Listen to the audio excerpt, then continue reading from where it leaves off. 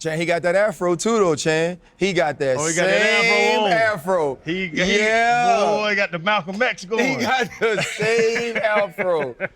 Bringing the troops. Hey. What's up, bro, man? You don't walk like you can't fight. What's that? Hey, you don't walk like you can't fight. You know what I mean? I walk in places confident. Yeah, I know you walk in places stupid confident. Man, recently we ran up on one of our homeboys. He had a bodyguard. We got all the way up on him. And then when we got up on him, we hit him like this. And then the bodyguard walked up and was way too late. And look what Chan did. Chan said, chill out, man. Straighten his arms, bro. You good. You good. You can't do nothing like that. You know, they say they don't believe in birth control in Omaha, man. They just I just don't, you know what I mean? Took 7? 7. That's cool. 6 and 1. Damn. But you got 6 boys, though. That's cool. Yeah. No, I'm just saying 6 and 1. Oh, okay. 6 by one person. Oh, yeah, I got you. Yeah, 6 and 1. Did you want to have a bunch of kids? Yeah. You always wanted to? Yeah. I was the only boy. Yes. Hey, Chan, his sisters used to beat him up like your sisters used to beat you up. Yeah. You know, I don't talk about it too much because they get mad at me, but I'm 72-3. Yeah. 2 of my losses were to my sister. Yeah. And one of them, she beat me with the antenna off of a S10. Man. Bad off. Hey, my sisters was rough, man. They was real rough. And those are all 4 of the boys right there? 4? Yeah, 4 boys, 3 girls. 3. That's 3 of them. But man, you see how they just got in line, bro? He said, sit back there, and they just, my boys be all over the place. Oh, don't get it twisted. They bad. Yeah. They don't wash their daddy's hands. They bad. But you know, he chilled too, though. You could tell. Yeah. When your resume says a certain thing, man, you ain't gotta talk a certain way. Mm-hmm. You know what I mean? Yeah. Sometimes you gotta let them know though, before you cross that line. You warn them. You think are you as hard as your mom was on you or no? On my kids? Nah. You ain't like your mom was? Nah. By far. By far. By far. Yeah. She was hell. What? She was tough. Nothing. I was getting whooped for nothing. You did something. That's what she say. I'm gonna whoop you because you're gonna do something later. Hey, you see what Eddie Murphy said? Daddy told him, nothing from nothing leave nothing. Yeah. You gotta do something, mother effer punch in the mouth. Yeah. Hold up, limitless, take a stomach kind pinning it. I fought the head to witness it. Got my people feeling militant. Way I'm finna get me up. On the mission, get me up. Knowing me, I got the key. Only vision I can trust. Limitless, take a stomach kind pinning it. I fought the head to witness it. Got my people feeling militant. Way I'm finna get me up. On the mission, get me up. Knowing me, I got the key. Welcome to the Pivot. We're excited to be here. This is obviously the biggest boxing match that could be made. You know, there are super fights and there's mega fights and then there's legacy fights. And the fight between you, Terence Bud Crawford, and Errol Spence, it's a legacy fight. It's a fight for pound, undisputed champion, for welterweight, undisputed champion. And the reason it's one of those fights is because of what you've accomplished. This is Channing, I'm RC, this is Freddie T, man. And so we just want to say thank you for spending some time with us during camp. We are excited about this match, man, but just in understanding your story, but you almost weren't here, bro. It's a dice game. You're sitting in your car, bullets ring out, and you get shot. Take us back to that moment and how that shaped you moving forward, because you said that changed you. Yeah, it changed me in a lot of ways because I was already a troubled kid at that time. I was already trying to find my way in the world today. But when that issue happened, it like changed me into a dark side. But my uncle, being a pastor, he brought me back over to the bright side, you know, and letting me know that God got a lot in store for me, and it wasn't my time to go, and that was just a warning that you got a lot to live for, and just making things make sense. I was always talented, I was always doing positive things. It was just, I was around the wrong people, the wrong crowd, and hanging out and doing the wrong things, but I was always that person in the gym, but leave the gym, I'm with the homies and chilling and doing things that, you know, I shouldn't have been doing at the time because I should have been focusing on my career. But It was like a wake-up call. It's funny, we were just joking about how bad of a kid you were. Yeah.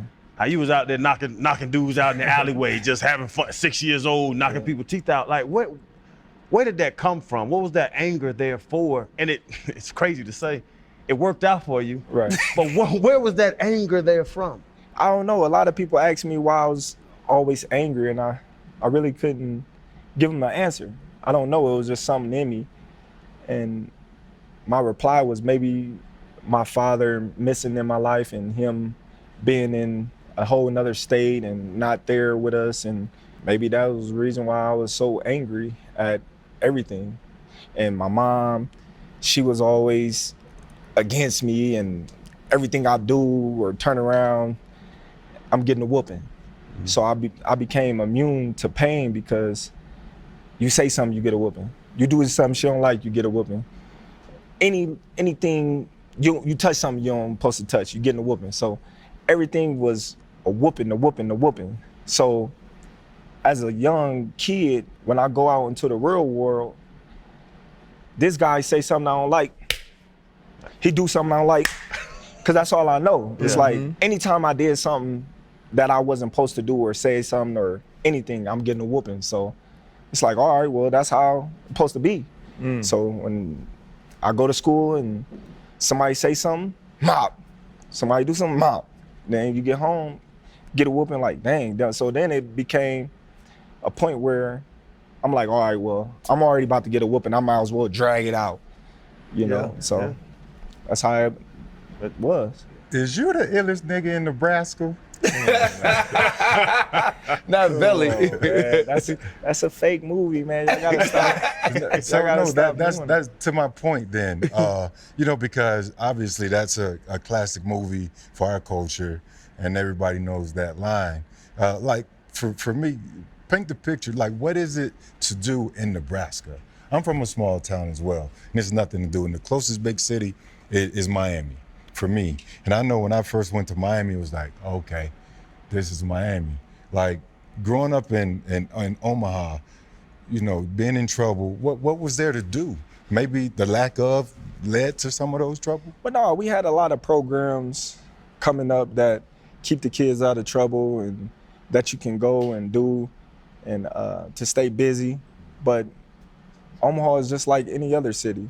You got the ghetto, you got the good part, and you got, you know, the average neighborhoods that, you know, is somewhat cool and not cool. But there's a lot of things to do in Omaha when you're from Omaha. There's a lot of trouble to get into when you're from Omaha, hanging out with the wrong people and hanging out where you shouldn't be hanging out at. When I came up, it was a gift and a curse, because we'll go over here and play basketball at the park, and then we'll leave basketball and then go shoot out windows with the BB gun. Right. Yeah. So it's just like, all right, that was fun, let's go do something else. Or let's go at the Boys and Girls Club and play ping pong, basketball, football, and then we gonna go beat up these dudes walking up the street. Like, it was always something to do. They say you shot up the Edmondson Rec Center with a BB gun? Yeah. Golly, boy, you were bad as hell, man. You know, you're painting a picture for us of what young Bud Crawford lived with, what that life was like. But when we look at your professional career, it almost seems seamless, right? You've won championships in 3 different divisions. You're the WBO welterweight champ, 39-0, 30 KOs. But that's not necessarily how your career got started when you look at having 70 amateur fights, plus 70 amateur fights, but you don't go to the Olympics. And they say you kind of fell out of favor with USA Boxing. You don't even win the Golden Gloves in your own city. How did those experiences shape sort of that work ethic that, you know what, I gotta keep grinding, I gotta keep working, because they seem to be trying to take things away from me as I'm working to earn them? Being from Omaha, not being a big boxing state, have led a lot of decisions to go against me. But not only that, my reputation. Coming up as a young kid, they always would say, man, that little dude bad. Everybody always put things in people's head like he's bad. Even if I ain't did nothing to you, he's bad or he's trouble or he's a ticking time bomb. So when I got to the USA team, fighting in Venezuela in the crowds, getting into it with teammates, getting into it with coaches, I was just that type of kid. You really couldn't say nothing to me without me saying something back or rebuttaling from what you said to me if I didn't agree with it. So I had kind of got that reputation that I was uncoachable, which I did everything I was supposed to do. It just was, you're not about to talk to me any kind of way, because I had that toughness in me. Like, you're not about to punk me, you're not about to do none of that to me. You know, where I'm from, you don't talk to me like that, and we don't deal with that. So I kind of wore that chip on my shoulder, losing in the finals and the Golden Gloves, losing in the trials. It just made me more hungrier, because I knew in my heart that them guys didn't beat me and they wasn't better than me. So it just made me work so much harder. And like I said, when I lost the Olympic trials and everybody was coming up to me and they got the cameras in my face, I said, it's cool. I'm gonna see them in the pros. But now we in the pros, and now you see politics played a big factor in the amateur game, and politics still play a big factor in the professional game. But you see where I am right now, and you see where all those guys that they got a handout. Here, you got a lucky victory over Terence Crawford. So it all played out the way it's supposed to. So I can't be mad at how it played out. And bro, you brought it up, which I was gonna get to, the politics of it.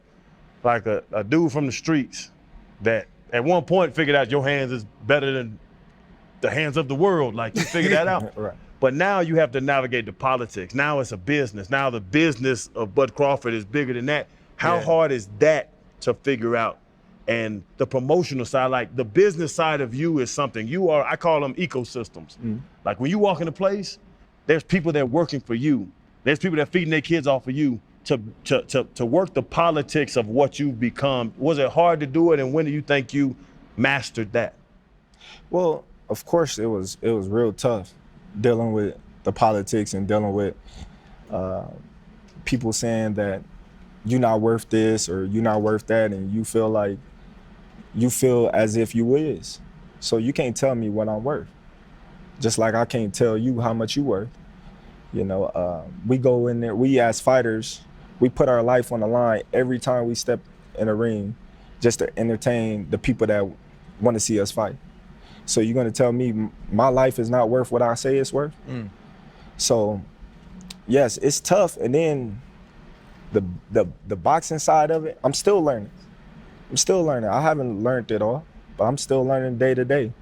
I'm trying to gain all the knowledge I can and trickle it down to the next generation, because what I dealt with is a testimony to where they don't have to deal with it. You know, I will coach them and put them on game to where they don't have to deal with it. And maybe, who knows, in the future, boxing can be different, where politics ain't playing a big factor in boxing like it is right now. Talk about politics, and that's associated with, you know, all sports. We all had to deal with it. But talking about legacy, being shot after your fourth fight, right? Being shot and almost losing everything. Was that a defining moment where you said, look, I have to start focusing on my legacy? And then fast forwarding to this fight, because RC asked you that this fight is a legacy fight. That's what we say. We look at it and say, this is the matchup we all want. For you though, is that career defining? Is this a legacy fight for you?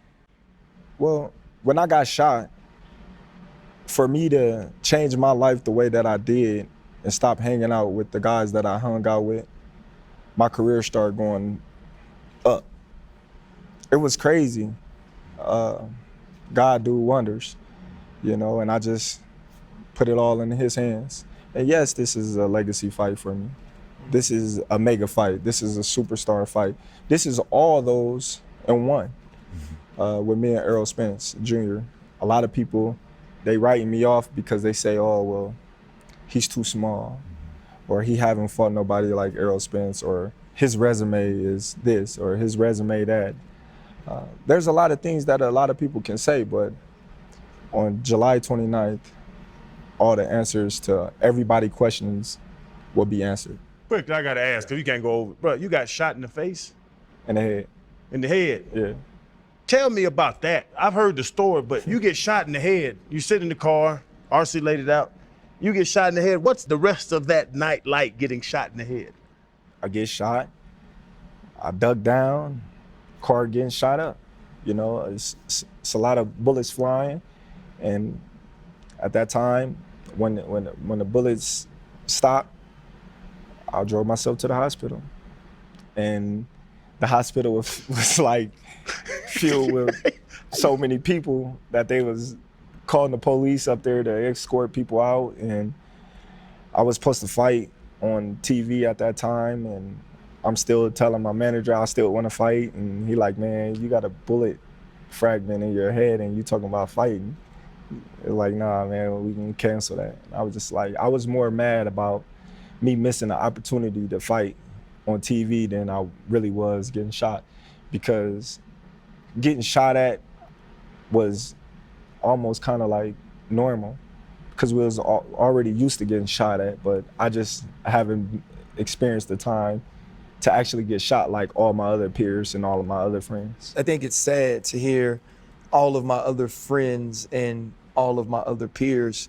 And that story is a story of a lot of people that come from places like where you do, cities, where you do, communities, where you come from. But we're here, man, for the fight.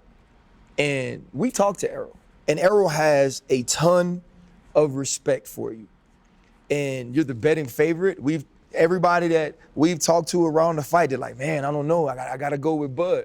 But you're the B-side, right? You're the guy, even though I'm 39-0, even though I got 30 knockouts, I'm the B-side. Errol says he's the one that puts butts in the seats. He's the one that makes people buy pay-per-views. What do you have to do to go out and prove that you're that guy, that you're the top dog in this? Because that's what this fight is about. And how much fear, if any, goes into what everybody is saying is that this is the matchup that changes my life. And you yourself said, nobody I fought is like him. Well, I didn't say nobody I fought is like him. I said that's what a lot of people say. I got you. Nobody I fought is like him. At the same time, I can't think of one opponent that is just like him. No, I can't. Yeah. You know, so that statement is somewhat true. But I don't know, man. I respect Earl. I respect him. I just feel as if they lined him up very great to fight the type of guys that he fought, to be on pay-per-view and to sell pay-per-views.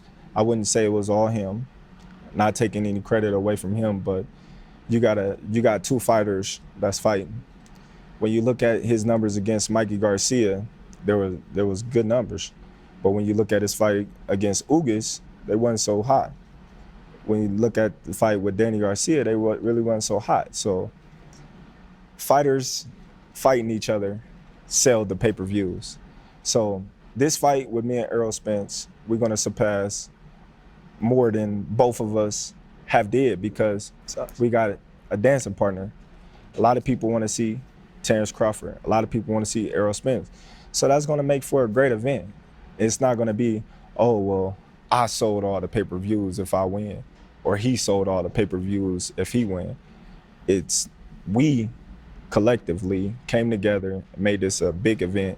And yes, the winner is gonna benefit off of everything, going forward, because the numbers is the numbers. But at the end of the day, it takes two to tango. What's y'all relationship like though? Because then y'all FaceTime and talk about family, talk about business, and trying to get this together.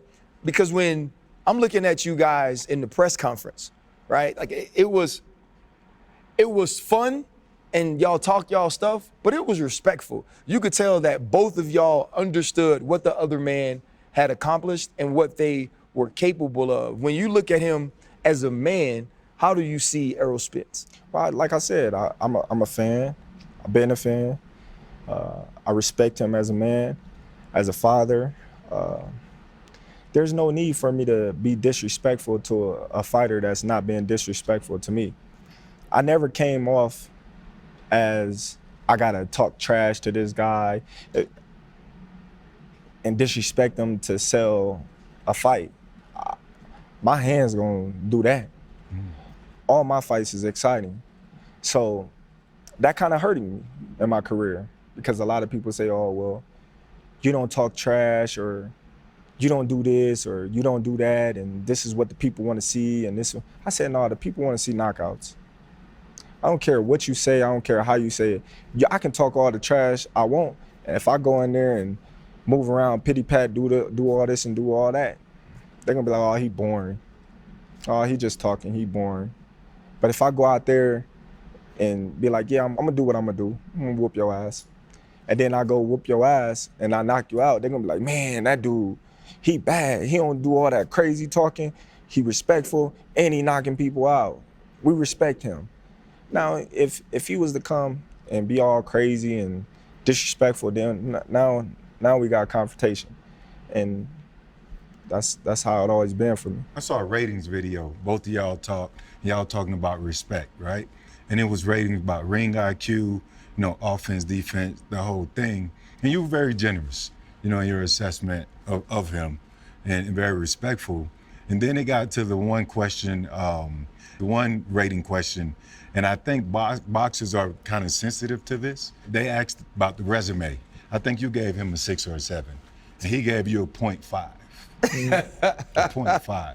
What do you say to that? Well, listen, come July 29th, I guess you're gonna be another 0.5 that I done been in the ring with.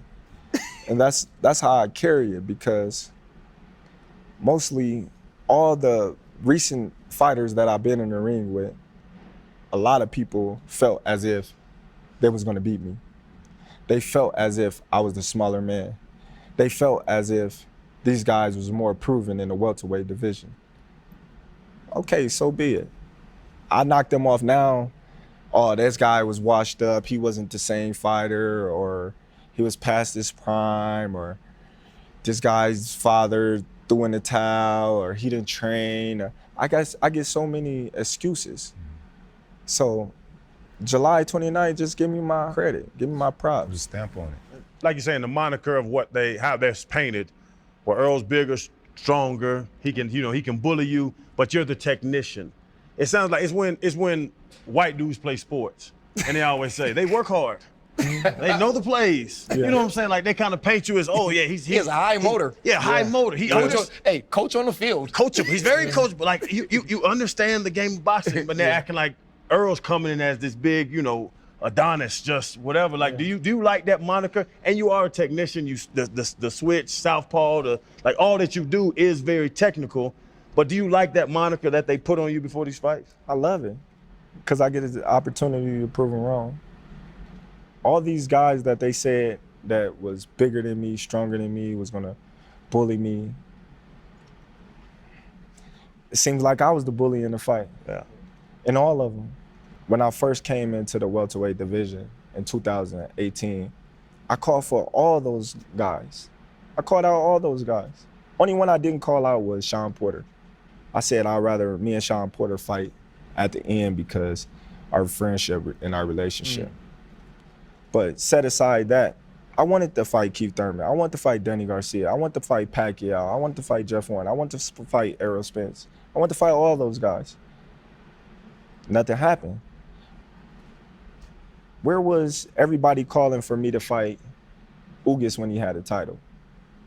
Where was everybody calling for me to fight Sean Porter when he had a title?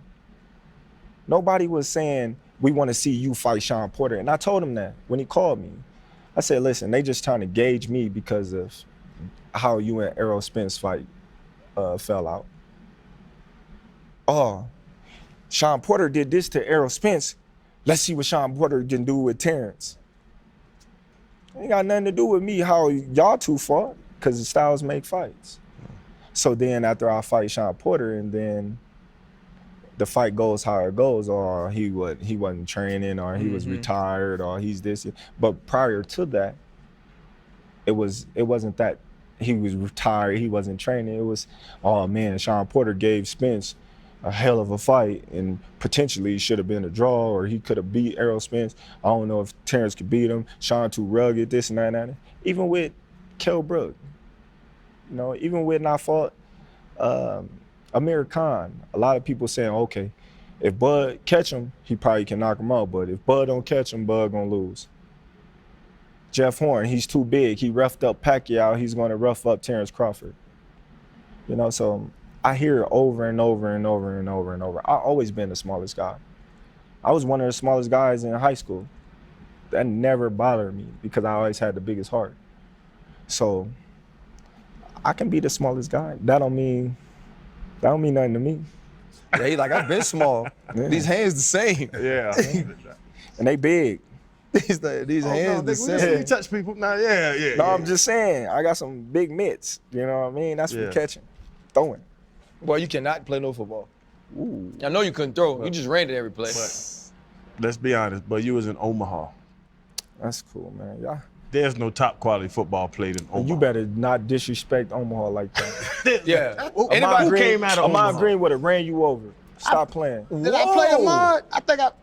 Did Ahman go to the nice. Texans? Ahman was nice. No, Ahman was nice in college. Yeah. And Green Bay, No, too. he was nice in the league. What you He talking was nice about? at Green Bay. He was You're nice right at about that Green too, Bay. Come Fred. on, man. Yeah, I'm gonna give him. I think I played Ahman. Did he go to the Niles Texans Paul? afterwards? Yeah. That was late. Eric Crouch. Now I played I with played Niles him in in Texas, and Washington. he wasn't worth Stop. a damn. Hey, man, listen, man. You better put some respect on. Eric Crouch was just Omaha good at football, Nebraska man. now. Let's not reach. I'm gonna tell you this. We came out. Tommy here, Frazier. Tommy Frazier was a dog. I mean, but he from Florida. Tommy Frazier, I got nothing to say about him. Man, we got a lot of people. Tommy man. and Lawrence. Yeah, I know. We got a Tommy lot Lawrence. of people. Yeah. Y'all beat the shit Lawrence out of Phillips, Yeah. all of them, man. Come Tommy on, and man. Lawrence, but hell, Y'all better stop, man. You better. Where you from? from Georgia, where, Yeah, you know where you football better is played. But that's Pound- also pound- too, pound- hey, bud, you can't come on our show talking to us like this because we don't box, but now I'm be respectful to everybody else. This how he talk. Y'all better stop playing. He talking about, man, ain't no football came. We was bred on football. Nebraska Cornhuskers was bred on Bro, football. the only people they ever say, in the late 90s. I'm gonna be honest No, now I'm too. just saying, we was bred on football. But be real now, bud. The only people that ever go to Nebraska from like Omaha be like some dude named Tommy Ivasevich that play fullback and walk on. Hey, The rest of them, they go to Florida and all these other places. They all used to get them and import them. You know why? And that's crazy that you just said that. It's so much talent in Omaha, Nebraska, but they don't want to recruit in-house. Tell me that. That's crazy. So then when you see all the players from Omaha going elsewhere, other teams and shining and making it to the league, and then we looking at the coach for Nebraska like, so you don't want to pick him up, huh? he didn't fit your program, huh? Yeah. Right. You know, so that's a big thing right now because we got so much talent coming out of Omaha, Nebraska, but Omaha for some reason don't want to, recruit. You recently in-house. said your last fight in Omaha may be the last one you ever bring back there.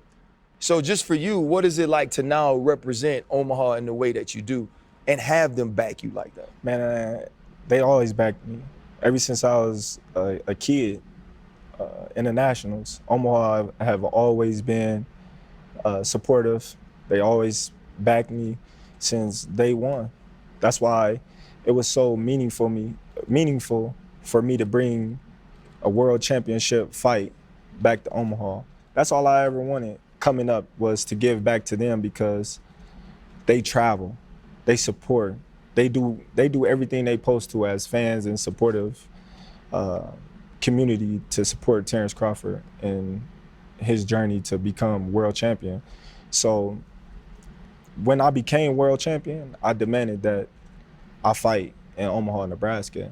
And my first fight was against Gamboa, and they showed up, they turned out, and every fight that I fought in Omaha, it got bigger and bigger and bigger and bigger. And that just shows the support level that they got for Terence Crawford, because we don't have no NFL teams, NBA teams, or baseball teams, or none of those professional teams. I am the professional team of Omaha, Nebraska. So when you look at Omaha and they want to support a professional franchise, they say Team Crawford. Wow. And dope. you speak about like the support Omaha has for you, but also people question you a lot. Like you're saying the whole he's a technician, but he's not big enough. You always the smallest guy. Do you think you've earned the respect that you're shown? Do you think the boxing world gives you the respect that you're shown? And if not, what's gonna do it? Is it this fight? Is it something else? Is it a number you're trying to get to, a this and O? What's that respect gonna come from? It ain't gonna never be enough. You know why? Because it's always gonna be somebody that's trying to discredit you from accomplishing what you accomplished, because there's always a window for them to say, oh, well, the only reason why he won is because of this. The only reason why he won because of that. It's never ending. And I accepted that. Every fight, there's something negative to say about Terence Crawford. My last fight, they say, oh, well, who is this avocado? Like they didn't know his name. Right. Everybody disrespecting this world-class fighter when he number 6 in the whole division. Mm-hmm. Not in one station body, in the whole division. So it's like, okay, when he beat Sugar Shane Mosley for his last fight coming up, he was a bum. So this guy, okay, well, I guess I'm fighting all bums then. Just because you probably don't know too much about this guy, that don't make him a bum to be on this level. So when I meet him with facts, then they try to downplay the facts. I say, okay, well, you get in the ring with him then. Since he's a bum, since he can't fight, since he's this and he's that, you get in the ring with him and let's see how long you can last with him. Do people not like you? Right, like, and I'm not trying to say this in a bad way. There's a clip from the press conference, from the press tour, and you're walking by a dude in a suit, big old tall dude, bald head, look like, and you just said, what's up? And when you said, what's up, he turns around, you kind of walk back, y'all have some words, and when he's walking into the door, he's like, yeah, they didn't let this suit fool him, right? A lot of times when people have that reaction to you, you have a reputation. And it's either you have a reputation of being a badass, and they're like, oh, if I see Terence Crawford, I got to get my stripes off of him, or you have a reputation of being a bad dude, right? And a guy that we can't like, because seemingly the way you've dominated your sport, he shouldn't have to ask you if you have the respect that you deserve. The way you've dominated your sport, it shouldn't be a question of who's the next guy or why Terence Crawford beat this dude. Sometimes in a political world where we get to make our champions or we get to push who we want to push, it simply comes down to relationships and who I like. Do people not like you? You got some people that don't like me because they don't know me. But you got more people that like me than they don't. So the people that don't like me, I just say, okay, cool. They just don't know me. They don't like me and never even spoke 2 words to me. They say, oh well, man, when I first met you, man, I thought you was gonna be this mean, grumpy dude and this and that. Like, for what? Like, man, you just walk with that aura about you. Like, you just always ready to fight. I'm like, man, it's just a natural walk, you know? I ain't got no problem with you, you know, like, I ask a question and, you know, keep it moving. You got this laid back demeanor, man. It seems like you don't have a worry in the world. But fight fans and even casual onlookers, I can't say I'm an avid boxing fan, right? But I peek in. You know, big fights come, I want to see those, because I think a lot of times that's what the sport, you know, is about for me. And we've been waiting for that matchup. Now we got it. You know, you confirmed that it's a legacy fight. And this question is about expectations and pressures, you know, that come with it. How do you manage, you know, those expectations? You said Omaha, you know, there's no sport teams. You are the sport team, you know, so you got all that on your back. And this is the matchup that you've been waiting for, even with the people that say you're too small. You know, you haven't fought anybody. He gave you a .5 on the resume. What are the pressures that come with that, and how do you manage those? I don't worry about it. I don't worry about none of those type of things because I know who I am as a man. I know what I gotta do to make sure that I'm straight. At the end of the day, it only matters about my family and my circle that cares about me, really genuinely cares about me. Right. Because if I was to go and get punched in the head tomorrow when I spar and I have brain injury and I can't box no more and I'm in a coma or whatever, a lot of people gonna tweet, oh man, prayers, I'm gonna pray for them and this and that and that and this. But then what? Yep. They gonna go home to their family, they gonna eat good, they gonna do their daily routine. None of them gonna come and visit me. None of them gonna put no money on my doctor's bill. Where's gonna be all the hundreds of thousands of fans that was following me or hundreds of thousands of fans that was supportive? Where they at now? Just another boxer that's lost in the world. And that really happens to more than a lot. So the only people that really matters when they say something is my family and my inner circle. And with that, speaking about the boxers that are lost in the world, like, has that ever been a fear, or you can't think about that? No, it never have, because I always, like I said, I leave everything in God's hands. If that's my destiny, if that's the way my book is written, then it will happen. I'm not worried, I'm not scared, I'm not afraid of anything, because if something's gonna happen, it's gonna happen. I can't control it. For sure. I can walk outside and get hit by a car just by walking. Somebody could be speeding. I can trip on these stairs coming out the ring and break my neck. So I don't live with the fact of fear that something may dramatically happen to me in the ring or outside the ring, because if it happened, it happened. It ain't nothing that I can do. It's out of my control. I mean, that's spoken like a man that's been shot in the head. And said, you felt lucky because you hadn't experienced it like your peers, or you hadn't experienced it like some of your friends. You said something to Fred that struck me. You said, I know what type of man I am. You walked in with 3 of your boys, and we were just saying, Fred said, hey, when you told them to go sit down, they went sit down, and you said, hey, don't let that fool you now. They can get after it too. You didn't have a father there every single day. It was your mother, Deborah. It was your 2 sisters. But you have your family. You have your 7 kids. There's the famous post of your daughter losing her shoe, getting her shoe back on, going out and winning the 200. And you talked about the perseverance and the grit that it took. How has your experience shaped how you are as a father? Oh man, it shaped me into the greatest father ever.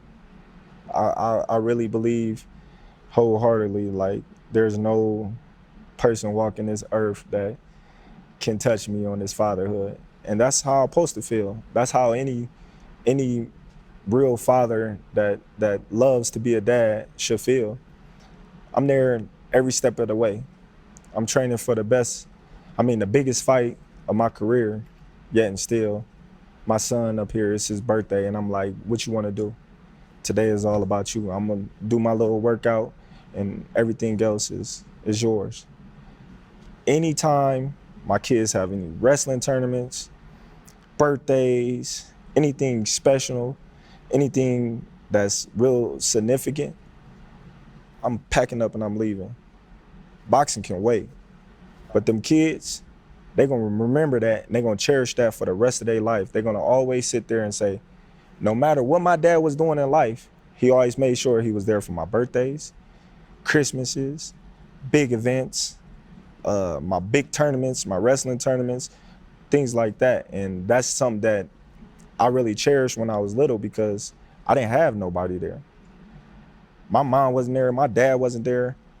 I didn't have nobody there. I used to sit around and look at all the fighters and they family and they supportive system, and I just had the coaches and my teammates.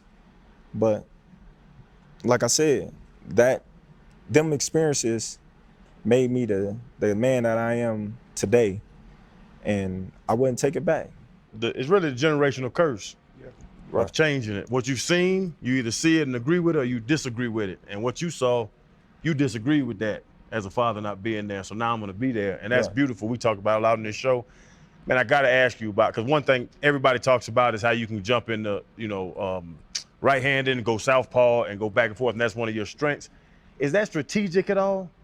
Or does the fight come to you? Because everybody talks about your instincts. And I've seen you, I just watched it on the way over here, in this corner, and the dude rushed you, little Spanish dude rushed you, and you jumped out of it, got him, and hit him in the back, bink, and laid him down right there. And I was like, did you know that was coming? Is that switching back and forth? Do you say, first round, second round, I'm gonna do this, third round, I'm gonna give him this, or is that just how the fight comes to you?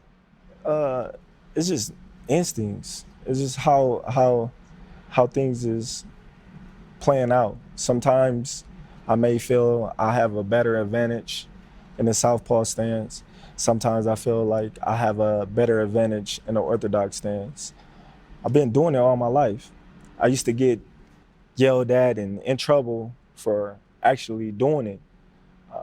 But once I messed up my right hand for fighting in school, I just started practicing more on my left, because at the time, my left wasn't as strong as my right, because, I'm right-handed and I always want to hit with the right, but my left became stronger than my right, so now I'm evenly powerful with either hand, so now it's deadly whichever way I go. Chan often talks about how he strengthens his right hand and his left hand. Oh my God. Right? It's just something he said. The left's called the stranger. Yeah, he said, who can love him? Around a lot. Who can love him more than himself? We were talking about your kids, Buzz. You got a lot of kids, man. Like, and you talk about switching stances and doing that. Are you ever going to switch up your kid making motto? Because how many you want to have? Man, I think I'm done, man. You got to even it out. You got 4 boys. I know I'm girls. I'm probably done. Get the 8-pack.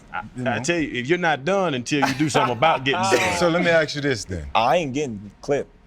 Why not? They don't live that long. Who don't? Ooh, them people that be getting clipped. I just got clipped. Ooh, man, you better Well, do the research. I'm 47. I made it. 47. you 40. So all of us, gonna none go. of us can make babies anymore, but That's we cool. still here, man. Hard to y'all. Yeah, but if you don't do something about it, it's gonna be number 8, number 9, number 10. It's gonna start lining up like your stoppages. Wait, what you say? Hey, what you say? What you saying? But hey, if you get out of line, he gonna be the 11th one look, stop. If you man, keep getting out of line, it's gonna be the 11th one you got to take care of. Yeah, maybe. I think all my kids except one was playing though. Okay. All of them. So I'm pretty good at, doing what I do. So You got 7. You feel that tingle, man. I know you quick. Your hips ain't quick though. No, You gotta throw them. Boy, you gotta throw them hips back. So man, I gotta do some hip thrusts. So check it. July 29th, Las Vegas, Nevada. Fish fry. You posted it on your Instagram. Definitely. What are we serving? Crawfish or shark bites? Man, listen, I don't even eat crawfish, so we about to fillet him. You say you can't catch Moby Dick with a fishing pole though. Listen, if he Moby Dick, then I'ma just have to send my friend, go get him. Yeah, you gonna have to go. You got to be Ahab. Huh? Like that. Ahab was the only one that he dedicated his life to catching Moby Dick. He said he ain't no little fish. He ate the biggest fish. And earlier too, Listen. I caught something you said. By the way, You know what an orca is, right? A what? An orca. Yeah. They eat up Moby Dick. Are you kill a whale? Huh? You a killer whale? Would I? So this is my question for you though. earlier you started to say, when you're talking about your kids, I'm preparing for my best. You're about to say my best fight, and then you said for my biggest fight. Yeah. You don't think he's the best fighter you've ever fought? Could be. Look at all the interviews of Terence Crawford. They asked that same question.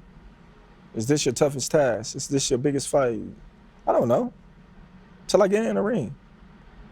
I can go in there thinking you the monster, you Moby Dick.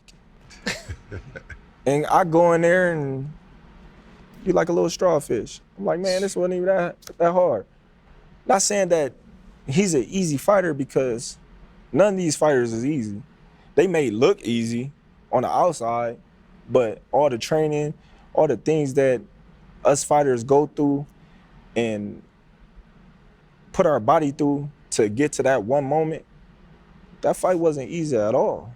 If you do what Bud has always done and your hand is raised at the end of this fight, will you think of Midge and When when you do that? Will you think of Midge, man, and the fact that you didn't want to go to the gym when you were little, he come to the house and get you, your mom, you be telling your mom that you don't want to go, and she say, nah, he in the house, come get him.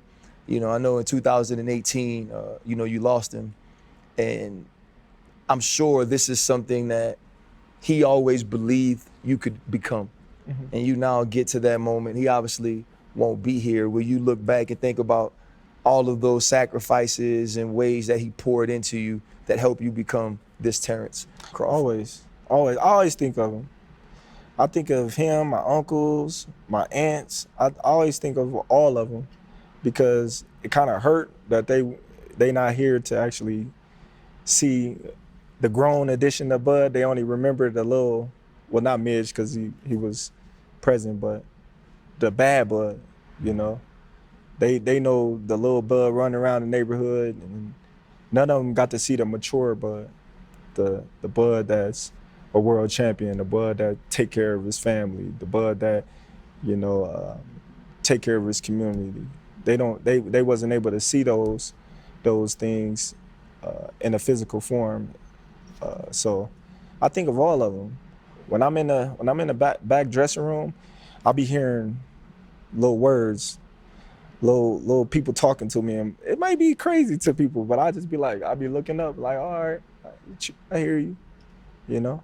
And Midge always said, never mind who he fought, he ain't fought you yet. Cause when I was coming up, a lot of people will always say, oh man, you fighting this guy or you fighting this guy. And Midge always would say, he'll be like, lottie-dottie, we fight anybody. He ain't fought you yet. And I go in there with the mindset of, he ain't fought me yet, so I don't care who he fought. I don't care who he beat, he ain't beat me yet. Till he beat me, I don't care about what y'all talking about and how dangerous he is. So that's how I always carried it. All respect to Midge Minor, man. All respect.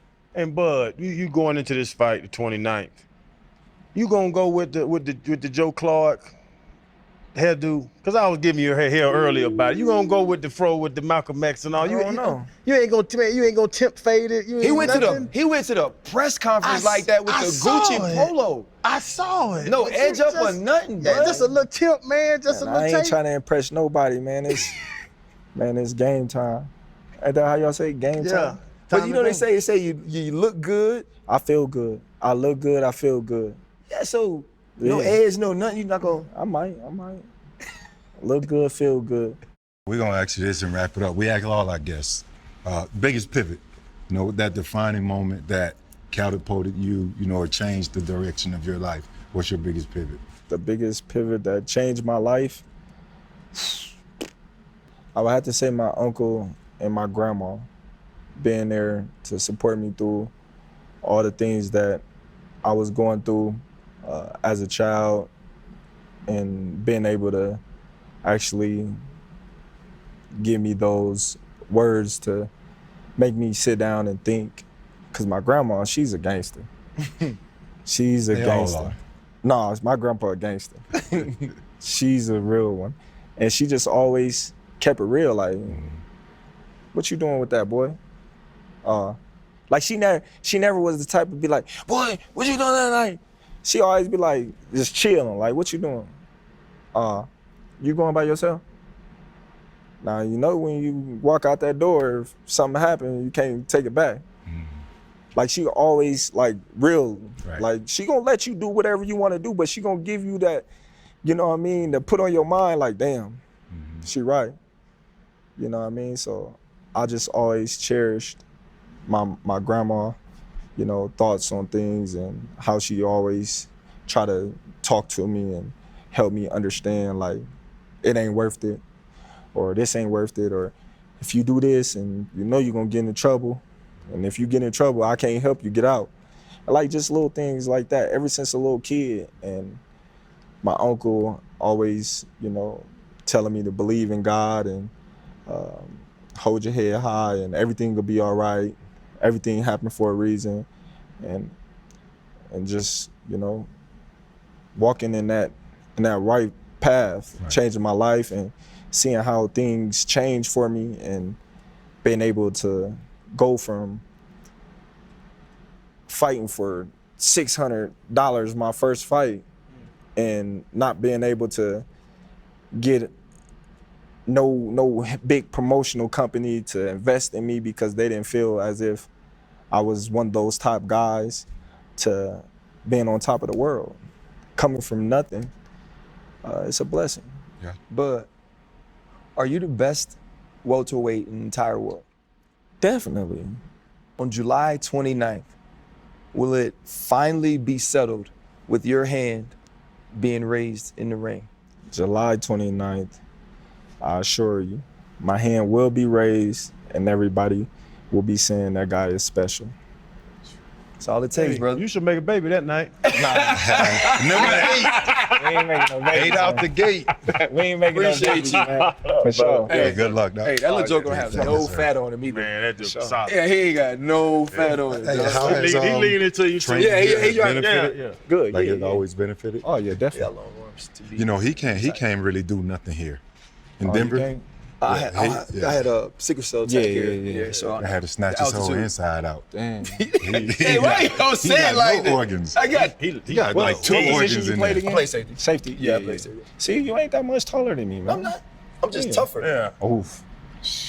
I don't know about that. I'm out of that Don't upset this conversation. motherfucker, man. I don't got you. You like you tried to say he got shot in the head. You can't tell me you tougher than that. I'm I done sorry. seen niggas try to ball it up and he be still be popping that. Yeah, you I can't would have tell me took that. his spot. Hey, no, bud.